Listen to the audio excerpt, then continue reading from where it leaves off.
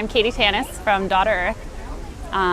It's like a small clothing and accessories company that works with nonprofit wildlife conservation to help raise money and give back. And when did you found the company? In like early 2007. So about 3 years old or so. Yeah, a little more than 3 years now. Yeah, and it's a lot of work. Yes. What kind of changes have you noticed from when you founded it to today? What have you noticed about the business itself? Well, I mean, I guess with the economy too. When we first started, it seemed really great, and I was like, "Oh, we're gonna make it. This is gonna be good." And then it's like, the economy kind of went down, and things sort of slowed down. And I think I was more naive when I first started, being really. What was your goal when first starting? I mean, I really would love to. Even now, it's still the same. I think to be doing this full time and really to. I see now that I need some more help to get it going bigger, and I'd like to be making more money so I can donate more money back, and I have millions of ideas of everything, but products, you do t-shirts, you do the graphics for the t-shirts, you do bags, you do purses. Yeah, I'm most interested in like the artwork that goes on it, like the graphics or the prints that go on the t-shirts, and like the final product, it doesn't have to be. I'm not as concerned with that, but I like it to be something that people are excited about or would use, or something fun. And I like making something fun that grabs people's attention, and then adding these elements that are kind of telling a story, like that educational aspect about whatever animal is featured on it or habitat, and so like a way that's fun to get people's attention, but then to like teach them something at the same time.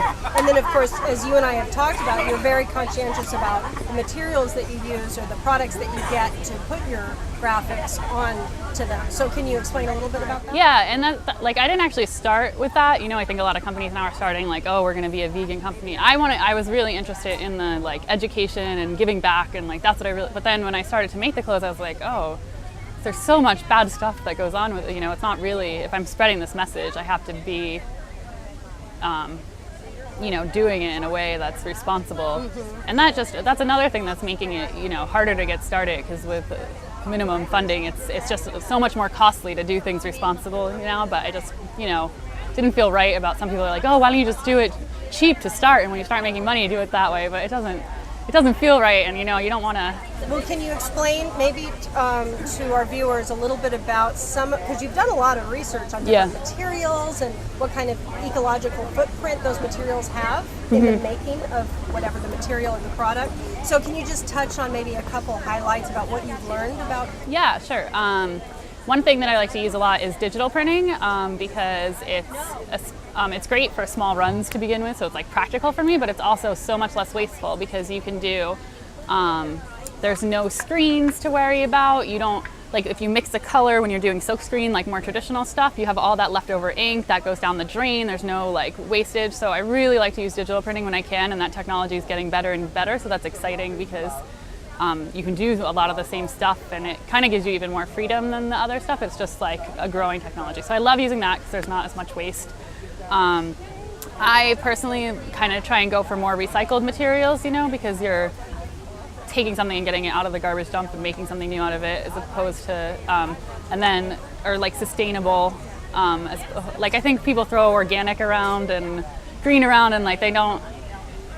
Organic can still like take up a lot of land or kill a forest because you're growing cotton there. And I mean, I do use organic cotton, but it's not my number one choice always. And so your number one choice is what? Like recycled or reused. Or I mean, there's controversy about bamboo now, and I have to learn more about that. If the process to making the bamboo into the clothes is bad for the environment, there's downfalls to everything. But something that's sustainable and takes up less room to grow is important too, because you don't want to take the space where forests were, whatever you want to take up as much space and put as much like.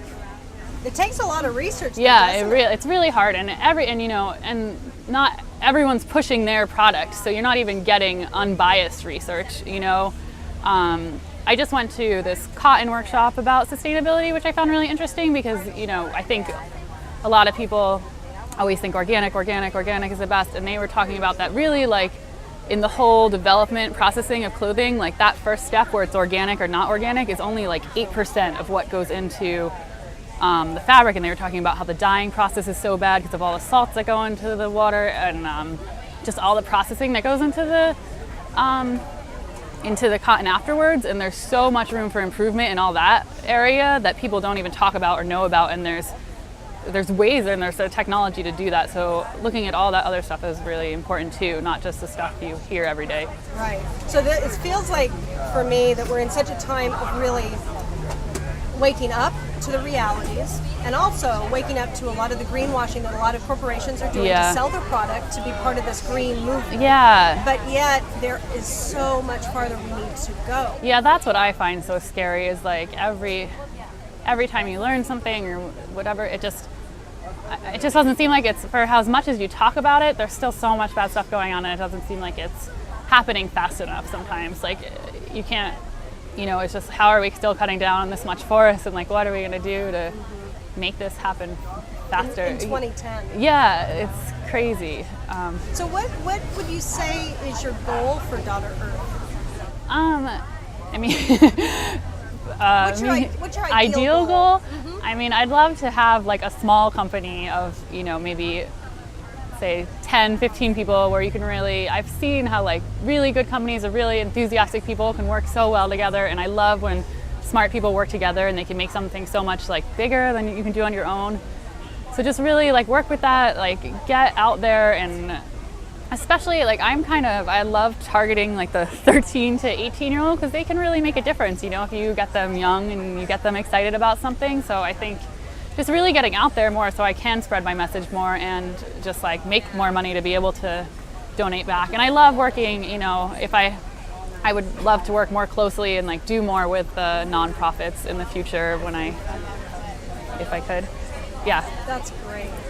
I think it'd be great to like, every new design period, like pick a nonprofit, learn about what they're doing, really want to like learn from them, kind of research and work with them for like a month or two, learn what they're doing, and then design products especially for them and send out their message, and kind of each season or whatever kind of work with a new organization and help spread their message. Spread the wealth a little bit. Yeah. Yeah.